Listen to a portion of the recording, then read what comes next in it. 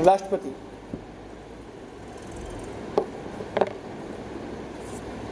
किसी भी प्रकार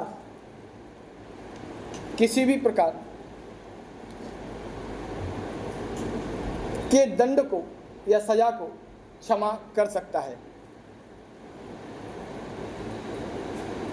किसी भी प्रकार के दंड को क्षमा कर सकता है।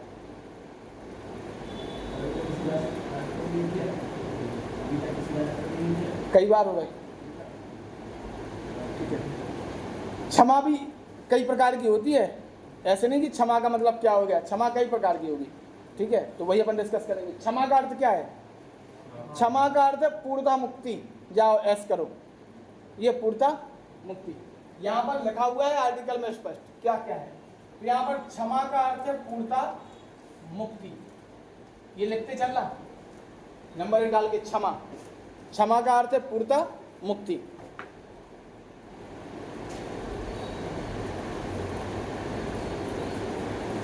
क्षमा का अर्थ है पूर्णतः मुक्ति।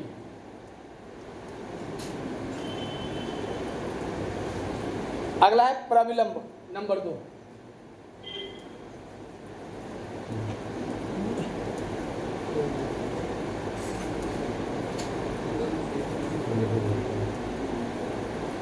इसमें लिखना मृत्यु दंड को अस्थायी रूप से निलंबित किया जाना। मृत्यु दंड को अस्थायी रूप से निलंबित किया जाना।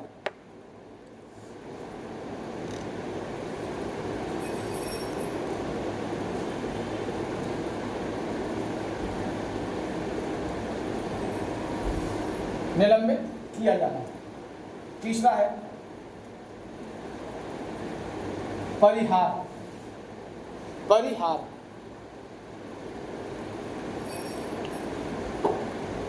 परिहार का अर्थ होता है दंड की प्रकृति में दंड की प्रकृति में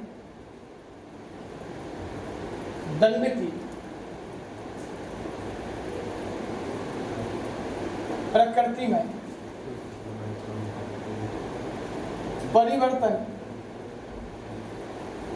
किए बिना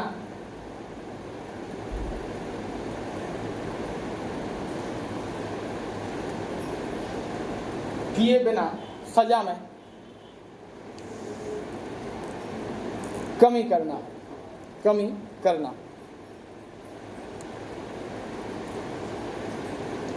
अगला है लघुकरण। चौथा लघुकरण।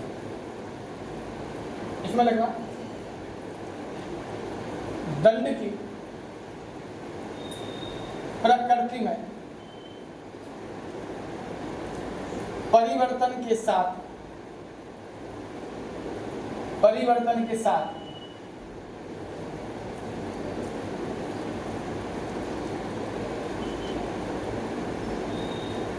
दंड की मात्रा में कमी करना।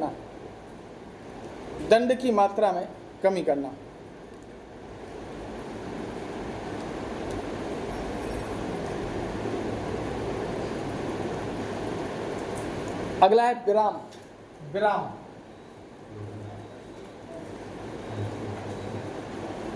विराम का अर्थ है किसी विशेष कारण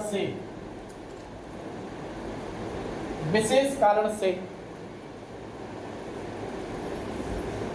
दंड की मात्रा को कम कर दिया जाता है।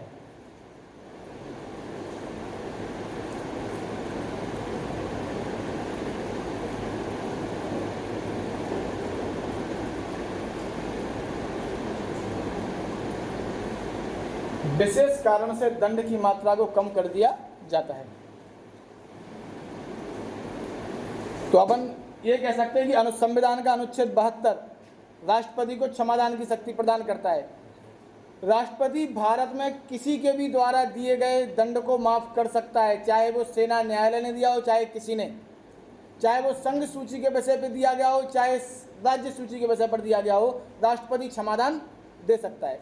जबकि राज्यपाल केवल राज्य सूची के विषय पर क्षमादान देगा। राज्यपाल मृत्यु दंड को क्षमा नहीं कर पाएगा, राष्ट्रपति कर देगा। ये बेसिक डिफरेंस है। 1-2 आर्टिकल 72 कहता है कि राष्ट्रपति के पास क्षमादान की शक्ति है और राष्ट्रपति क्षमादान कर सकता है, लेकिन क्षमादान कैसा होगा? क्षमादान इन 5 प्रकार से हो सकता है। या तो वो किसी को क्षमा करे, क्षमा का अर्थ है पूर्णतः क्षमा कर देना, जो कुछ भी उसके ऊपर आरोप लगाए पूर्णतः क्या कर दिया, उसको आरोप मुक्त कर दिया। स्वेच्छा से नहीं करेगा, मंत्रिपरिषद की सलाह पे करेगा। आप अगर लेटर भेजो राष्ट्रपति के पास कि हमें क्षमादान दे दो, तो वो लेटर मंत्रिपरिषद के पास जाएगा, मंत्रिपरिषद तय करेगा कि लेटर राष्ट्रपति के पास जाएगा कि नहीं जाएगा। समझ रहे हैं बात को? मंत्रिपरिषद तय करेगा कि ये लेटर आपका क्षमादान का राष्ट्रपति के पास जाएगा कि नहीं जाएगा। ये होता है, प्रोसेस होती है। लेकिन यहाँ पर कर तो राष्ट्रपति रहा है ना सब कुछ। तो ये प्रविलंब का मतलब होता है मृत्यु दंड को अस्थायी रूप से रोक देना है, निलंबित कर देना। मान लो किसी को मृत्यु दंड देना है, वो बीमार हो गया, डेंगू हो गया, उसको मलेरिया हो गया, तो वो तो वैसे ही मर रहा है, मरे को क्या मारे, है ना। तो कुछ विशेष कारणों से रोक दिया गया। हालांकि ऐसा नहीं होगा कि दिया नहीं जाएगा मृत्यु दंड। हाँ बिल्कुल, इसमें भी हो जाएगा, इसमें भी हो जाएगा विशेष कारण से। अगर कोई महिला है और गर्भवती है तो सजा महिला को मिली है, ना कि उसके अंदर जो पेट के अंदर बच्चा है उसको मिलेगी।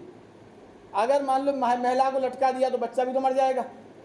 और अगर मान लो कि बच्चा पैदा हो गया, महिला को सजा दे दी, तो बच्चा का पालन कौन करेगा? तो कुछ विशेष कारणों से कुछ समय के लिए उसकी सजा को निलंबित कर देंगे। आगे चल के ये देखा जाएगा कि व्यवहार कैसा है, व्यवहार ठीक ठाक है, तो वो क्या कर देंगे, विशेष कारण से उसके मृत्यु दंड को कम करके आजीवन कारावास कर देंगे। तो माँ भी जीवित रहेगी और बच्चा भी जीवित है।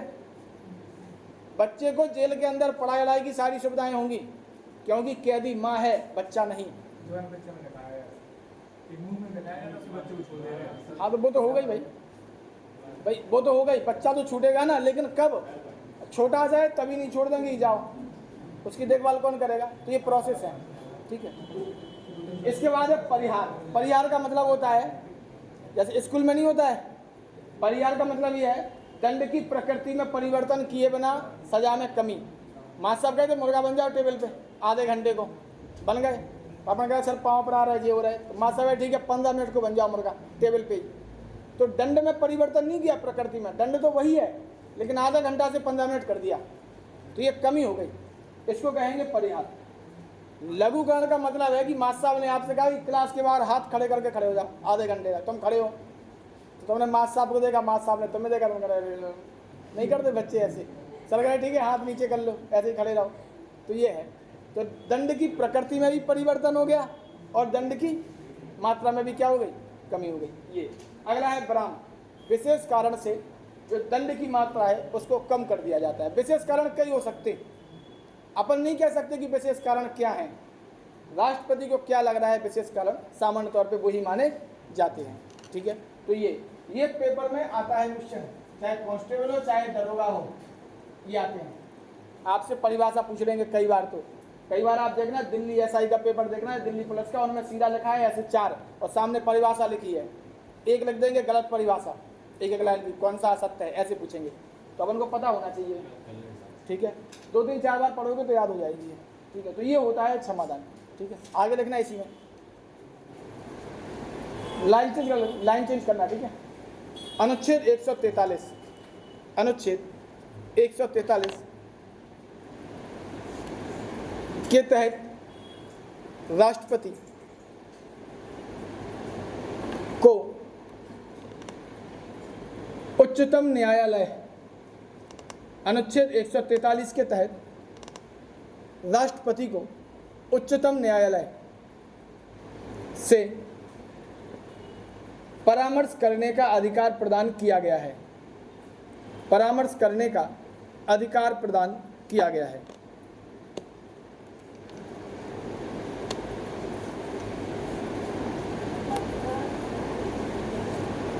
अधिकार प्रदान किया गया। ये क्वेश्चन कई बार आता है कि किस अनुच्छेद के द्वारा राष्ट्रपति उच्चतम न्यायालय से परामर्श करता है, तो आर्टिकल 143। इसके साथ ये भी है कि राष्ट्रपति किस मामले में उच्चतम न्यायालय से परामर्श करेगा, तो राष्ट्रपति को अगर लगता है कि सार्वजनिक हित का कोई मामला है और उस मामले में हमें उच्चतम न्यायालय से सलाह लेनी चाहिए, तो राष्ट्रपति आर्टिकल 143 का प्रयोग करके उच्चतम न्यायालय से सलाह लेगा। अब उच्चतम न्यायालय ने राष्ट्रपति को जो सलाह दी, उस सलाह को राष्ट्रपति माने या ना माने वो राष्ट्रपति के ऊपर निर्भर करता है। आपने हमसे पूछा सर एमटीएस का फॉर्म भर दें, हमने बता दिया कि भर दो, अच्छी बात है, ये वो। अब भरो ना भरो वो आपकी इच्छा है, पैसे नहीं है तो, और हमसे कहा पैसे नहीं है तो हमने भी नहीं कहा कि हम दे रहे हैं, समझ रहे ना, तुम कैसे फॉर्म भरोगे। तो ये भाई मानो या ना मानो वो आपकी इच्छा, ऐसी राष्ट्रपति के पास है कि भाई राष्ट्रपति सलाह तो लेगा लेकिन मानेगा या नहीं मानेगा ये राष्ट्रपति की इच्छा होगी। अगर बाध्यकारी हो जाएगी ना तो राष्ट्रपति बड़ा कि सुप्रीम कोर्ट बड़ा, समझ लो। फिर राष्ट्रपति प्रथम नागरिक कैसे हो गया, संवैधानिक मुखिया कैसे हो गया फिर, है ना। तो मानेगा या नहीं मानेगा, बोला मानेगा, सामान्य तौर पे नहीं मानेगा, उसकी इच्छा है। और राष्ट्रपति की इच्छा का मतलब क्या है, मंत्रिपरिषद की इच्छा, ठीक है, क्योंकि राष्ट्रपति वही करेगा जो मंत्रिपरिषद राष्ट्रपति को करने के लिए कहेगी। सामान्य तौर पे कहा जाता है भारत के राष्ट्रपति के बारे में कि भारत का राष्ट्रपति सांस ले सकता है, छींक सकता है, खाना खा सकता है, सब कुछ करेगा, लेकिन बाकी जो काम करेगा मंत्रिपरिषद करेगी, नॉर्मल काम। इसलिए भारत के राष्ट्रपति को रबर स्टैंप कहा गया है। कुछ राष्ट्रपतियों ने अपने प्रभाव दिखाए, ज्ञानी जैल सिंह ने दिखाया, ठीक है, डाक विधेयक को रख लिया, और भी पहले भी दिखाए, लेकिन जो ज़्यादा बड़े मैटर वो नहीं थे। हाँ, अगर टीएन शेषन बन जाते राष्ट्रपति, जो मुख्य चुनाव आयुक्त बने थे भारत के, वो बन जाते तो अलग बात थी थोड़ी, ठीक है, लेकिन उसके बाद पर ऐसा नहीं हुआ, वो हार गए थे चुनाव टीएन शेषन। भाई सरकार को भी तो पता है, नेताओं को पता है कि अगर ये बन जाएंगे तो नुकसान किसको होगा, तो वे सब लोग एक तरफ हो जाते, किसी और को बता देंगे, ऐसे होगा, ठीक है। लेकिन लाइन चेंज करना, मतलब इसी में रखना, लाइन चेंज इसी में रखना। राष्ट्रपति को जब यह प्रतीत होता है कि राष्ट्रपति को जब यह प्रतीत होता है कि कोई विधि का तथ्य या सार्वजनिक महत्व का प्रश्न, कोई विधि का तत्व या सार्वजनिक महत्व का प्रश्न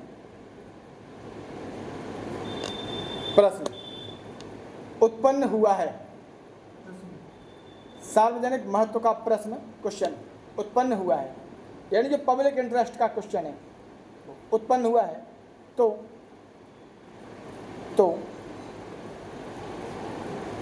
राष्ट्रपति सुप्रीम कोर्ट यानी उच्चतम न्यायालय से राय प्राप्त करेगा,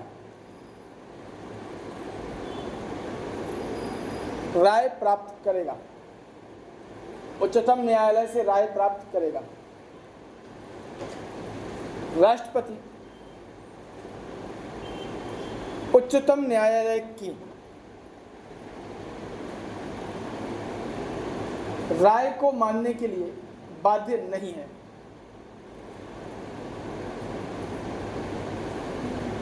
राष्ट्रपति उच्चतम न्यायालय की राय को मानने के लिए बाध्य नहीं है।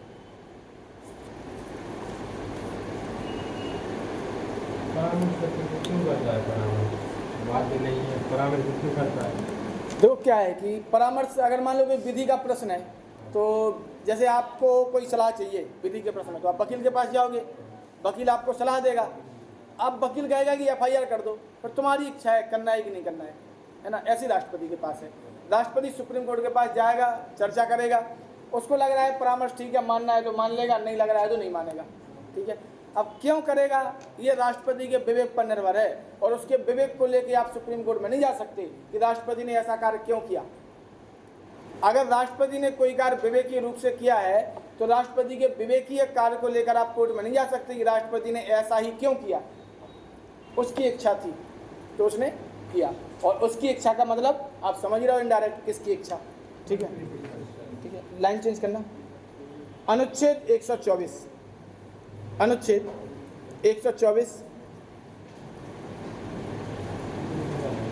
और अनुच्छेद 217 के तहत या के द्वारा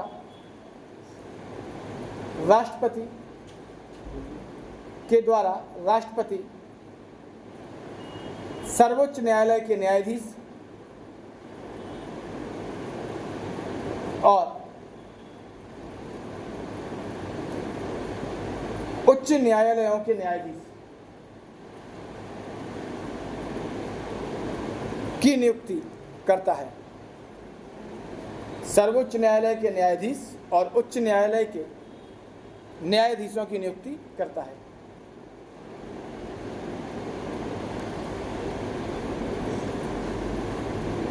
उच्च न्यायालय के न्यायाधीशों की नियुक्ति करता है। ये ठीक है। तो 124 के द्वारा सर्वोच्च न्यायालय के न्यायाधीशों की और 217 के द्वारा उच्च न्यायालय के न्यायाधीशों की। ठीक है, ये है। ये न्यायिक शक्तियां हैं राष्ट्रपति की। अगली हेडिंग देना, राष्ट्रपति की विधायी शक्तियां। विधायी नहीं, वित्तीय शक्तियां। विधायी तो हो गई थी। राष्ट्रपति की वित्तीय शक्तियां। राष्ट्रपति की वित्तीय शक्तियां।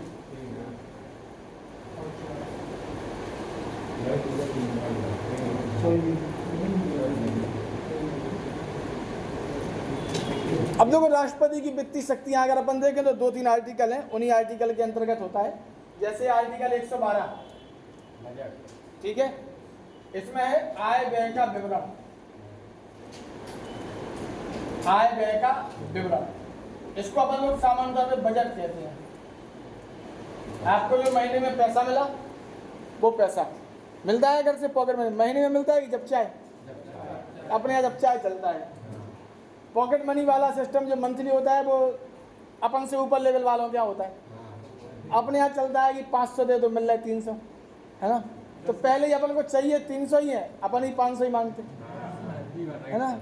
हमारा भतीजा छोटा सा है, वो कहता है चोकोबार खानी है, 20 रुपये दे दो, आधी 10 की है, 20 वाली वो खा नहीं पाता, ज़्यादा हो जाती है भी, जब तक वो पिघल जाती है तो कहता है 20 दे दो। तो शुरुआत यहीं से हो गई, है ना। तो बजट यही है, अपना बजट जो है वही आय व्यय का विवरण है। संविधान में बजट शब्द कहीं नहीं लिखा, संविधान में बजट का जिक्र नहीं है, संविधान में इस बजट का जिक्र है, ठीक है, आय और व्यय के विवरण का। तो कई बार क्वेश्चन आता है इसमें संविधान में किसका जिक्र नहीं है, तो वो कहते हैं बजट का। आप कहोगे बजट तो आता है, पेश होता है, कैसे नहीं है, तो कन्फ्यूजन हो जाती है। तो बजट नहीं लिखा है, आय व्यय का विवरण लिखा है। अनुच्छेद 112 के द्वारा राष्ट्रपति प्रत्येक वित्तीय वर्ष के प्रारंभ में संसद के पटल पर उस वित्तीय वर्ष की आय और व्यय का ब्यौरा प्रस्तुत करवाएगा। और कौन करेगी? सरकार करेगी। सरकार का मंत्री कौन है? वित्त मंत्री। एक तो ये एक आर्टिकल है 280, राष्ट्रपति प्रत्येक 5वें वर्ष पर एक वित्त आयोग का गठन करेगा, फाइनेंस कमीशन का गठन करेगा या नियुक्ति करेगा। एक ही आर्टिकल 267 में है आकस्मिक निधि।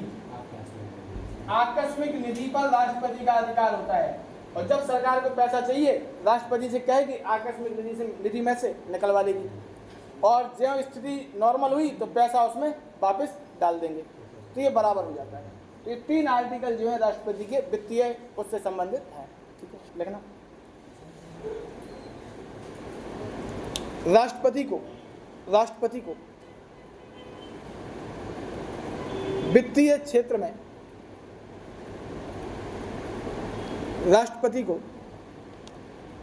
क्षेत्र में कुछ महत्वपूर्ण शक्तियां प्रदान की गई हैं।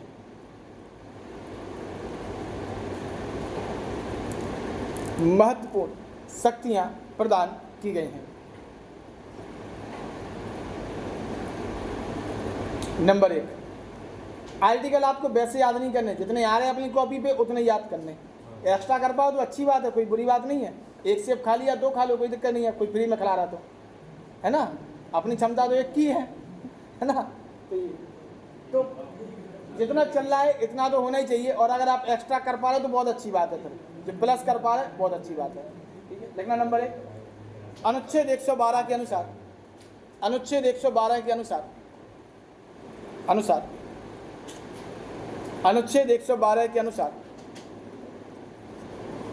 राष्ट्रपति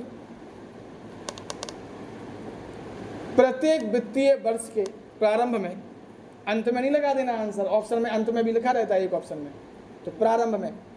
भाई जब तुम कोचिंग करने शहर आओगे तो पैसा तभी मिलेंगे कि कोचिंग करने के बाद मिलेंगे, है ना। पहले मिलेंगे ना तो लेके ही आओगे घर से, तो प्रारंभ में ही आओगे कि अंत में लेके आओगे? प्रारंभ में। तो ऐसे ही यहाँ पर है राष्ट्रपति क्या नाम, अनुच्छेद 112 के अंतर्गत क्या लिखा था पढ़ना? प्रत्येक वित्तीय वर्ष के प्रारंभ में, प्रत्येक वित्तीय वर्ष के प्रारंभ में फाइनेंशियल ईयर, प्रत्येक वित्तीय वर्ष के प्रारंभ में संसद के दोनों सदनों के पटल पर, बात ये भी है कहाँ रखवाएगा, है ना? तो संसद के दोनों सदनों के पटल पर। स्टूडेंट कंफ्यूज रह जाते कि यार कहाँ रखवाएगा, लिखवा दिया कि रखवाएगा बजट, लेकिन कहाँ रखवाएगा? संसद के दोनों सदनों के पटल पर। टेबल है तुम्हारी यही, है ना? तो तुम नहीं कहते कि ये पेन हमारी टेबल पर रख देना, तो पटल है, वो पटल पर प्रस्तुत करवाता है। कौन करेगा आपको पता है? भारत सरकार, और सरकार की तरफ से उनका वित्त मंत्री प्रस्तुत करवाता है। इसे आय और व्यय का विवरण कहा जाता है। इसे आय और व्यय का विवरण कहा जाता है। आय और व्यय का विवरण कहा जाता है। अब एक बात और है यहाँ पे, एक यहाँ पर आता है मनी बिल। एक बात ध्यान रखना, संविधान में बजट का जिक्र नहीं है, बता दिया हमने अभी आपको, ये शब्द लिखा है। एक क्वेश्चन है, लाइसेंस को क्या कहते हैं इंग्लिश में, हिंदी में?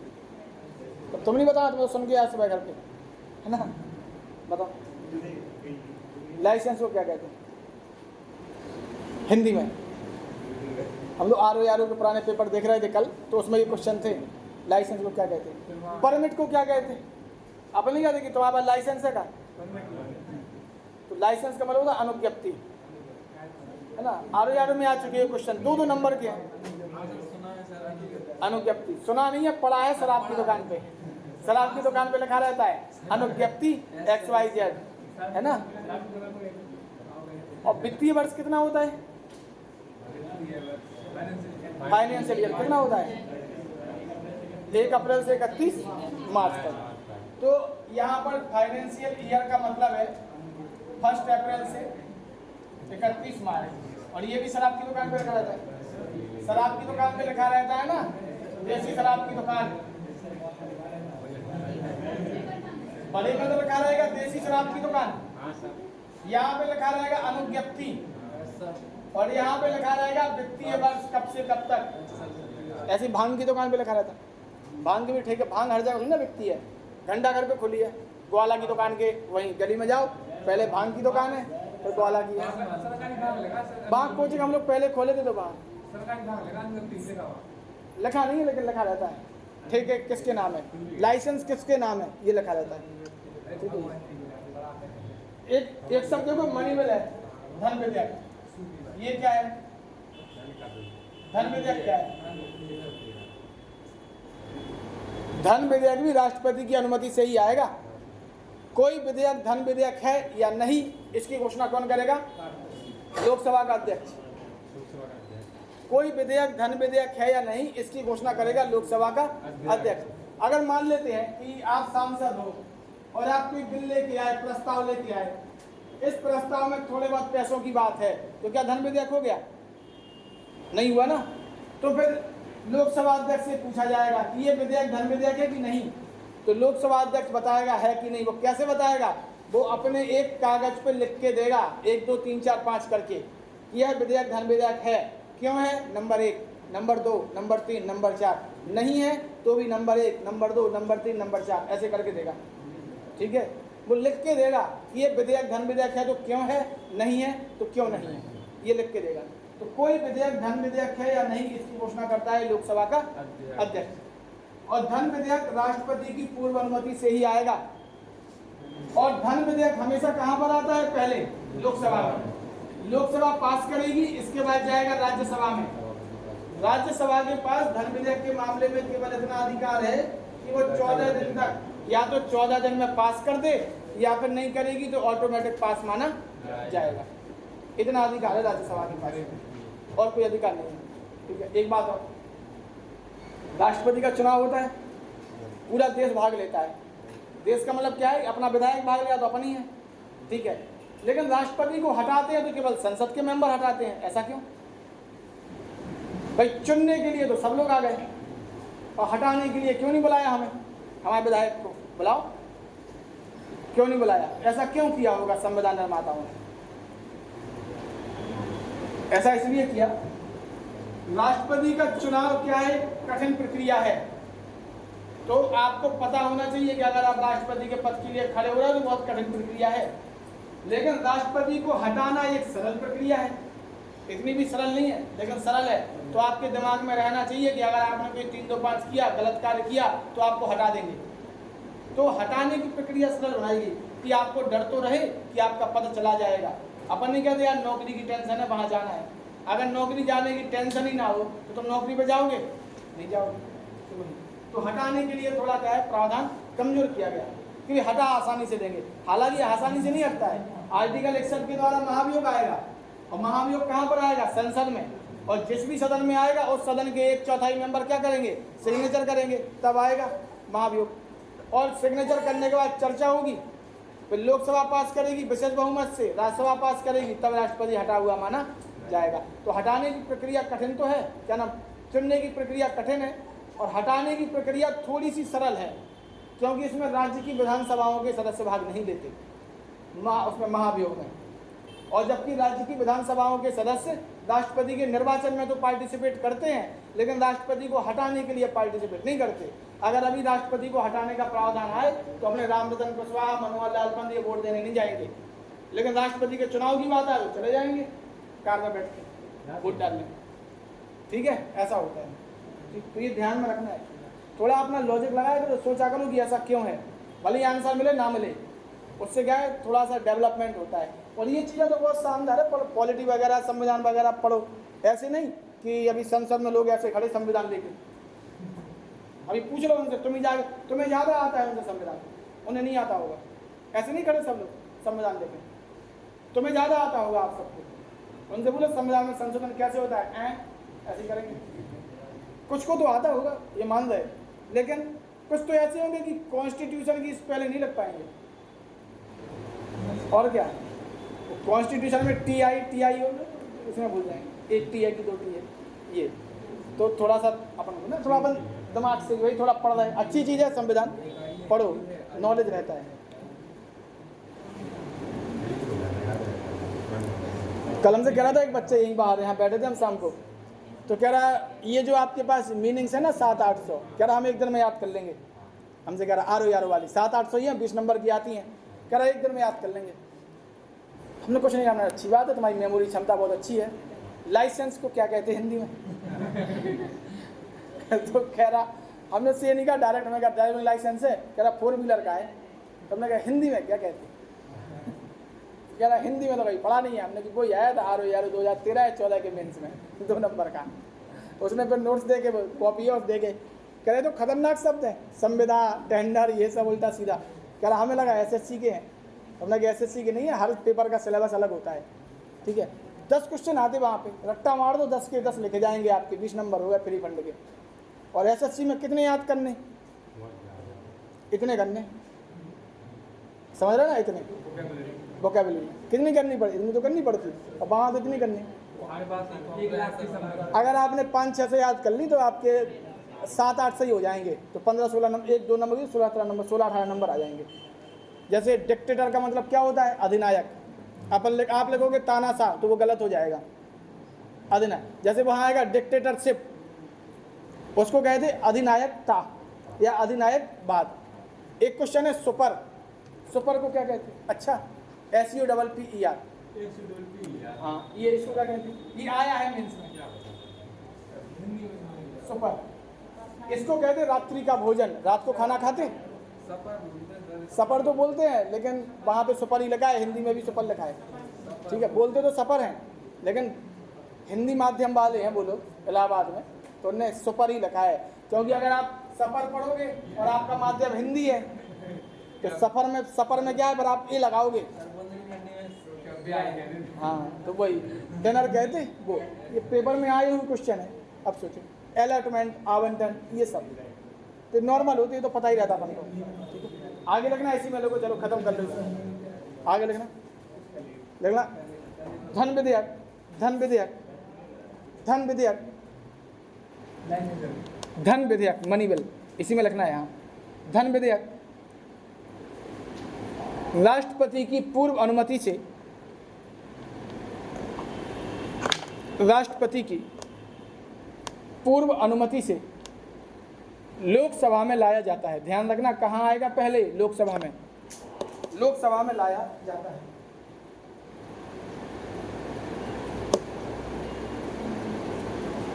लोकसभा में लाया जाता है। लाइन चेंज करना, अनुच्छेद 267 267 267 के अनुसार आकस्मिक निधि, जिसको कहते हैं इंग्लिश में शायद कंटिंजेंसी फंड, है ना, आकस्मिक निधि, आकस्मिक निधि पर राष्ट्रपति का अधिकार होता है, या नियंत्रण, अधिकार नहीं नियंत्रण लगना, नियंत्रण शब्द सही है, राष्ट्रपति का नियंत्रण होता है, राष्ट्रपति का नियंत्रण होता है।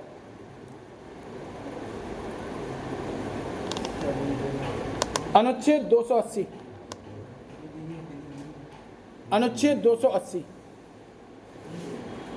के अनुसार राष्ट्रपति, अनुच्छेद 280 के अनुसार राष्ट्रपति को वित्त आयोग,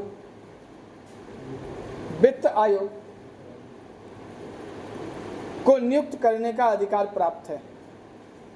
वित्त आयोग को नियुक्त करने का अधिकार प्राप्त है। अभी कौन सा है, 16वां है ना, 15वें के तो एन के सिंह थे, अभी 16वें का गठन हो गया है, शायद अरविंद पनगड़िया उसके अध्यक्ष हैं, है ना, देख लेना एक बार कौन है अध्यक्ष, अरविंद पनगड़िया। 15वें वित्त आयोग के अध्यक्ष कौन थे, एन के सिंह, और 16वां अभी क्या हुआ, गठित हो गया, तो 16वें के अध्यक्ष कौन है, एन के सिंह, वो अरविंद पनगड़िया 16वें के। देख लेना एक बार, मेंबर देख लेना, कई बार मेंबर आज एक सदस्य कौन है, अरविंद पनगड़िया है। कार्यकाल देख लेना कब से कब तक है, 25 से 30 तक है। पहला बना था 1951 से 55 तक, उसमें कौन थे, केसी नियोगी, प्रथम वित्त आयोग के अध्यक्ष थे केसी नियोगी, ठीक है। और अभी जो 15वां था उसके एन के सिंह, और 16वें के अरविंद पनगड़िया। एक आध नजर मार लेना, क्योंकि क्वेश्चन एक आता है इनमें से कौन व्यक्ति वित्त आयोग का अध्यक्ष नहीं रहा, तो वहाँ पे एक आध नाम दे देंगे, तो एक दो बार पढ़ लेना उनको कौन कौन रहे, ठीक है। दिखा देंगे ना, राष्ट्रपति की सैन्य शक्तियाँ, राष्ट्रपति की सैन्य शक्तियाँ, राष्ट्रपति की सैन्य शक्तियाँ, राष्ट्रपति की सैन्य शक्तियाँ, यानी सेना की शक्तियाँ क्या है राष्ट्रपति के पास। तो राष्ट्रपति की सैन्य शक्तियाँ आर्टिकल 53(2) में है, आर्टिकल 53 अंडर सेक्शन 2 उसमें है, और ये कहता है कि राष्ट्रपति तीनों सेनाओं का प्रधान होगा, जल सेना, थल सेना और नौसेना। इन तीनों सेनाओं का प्रधान कौन होगा, राष्ट्रपति होगा, ठीक है। ये लिख लो इसको, कल से अगला शुरू करेंगे। देखना अनुच्छेद 53(2) के अनुसार ये लिखा है 53 अंडर सेक्शन 2, अनुच्छेद 53(2) के अनुसार राष्ट्रपति तीनों सेनाओं का, थल सेना, जल सेना और नौसेना, राष्ट्रपति तीनों सेनाओं का, जल सेना, थल सेना, नौसेना का अध्यक्ष होता है। यह सेनापति लिखना, अध्यक्ष नहीं, सेनापति होता है। और प्रधान सेनापति होता है, ध्यान रखना, नहीं तो कहा सेनापति प्रधान सेनापति अंतर, तीनों सेनाओं का प्रधान सेनापति होता है। तो आर्टिकल 53(2) कहता है कि राष्ट्रपति तीनों सेनाओं का प्रधान सेनापति होगा। राष्ट्रपति जल सेना, थल सेना, वायु सेना, तीनों सेनाओं का प्रधान होगा, ठीक है। अब ललितपुर की संघर्ष सेना है ना, और भी सेनाएं हैं, उन सेनाओं का अध्यक्ष नहीं होता है ना, बहुत सारी सेना नहीं होती, कोई बानर सेना है, कोई फलाना सेना है, इनकी अध्यक्ष नहीं होती राष्ट्रपति ना।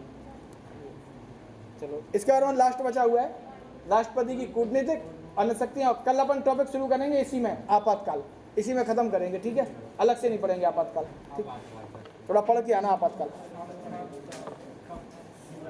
मतलब आपातकालीन प्रावधान जो है वो पढ़ के आना।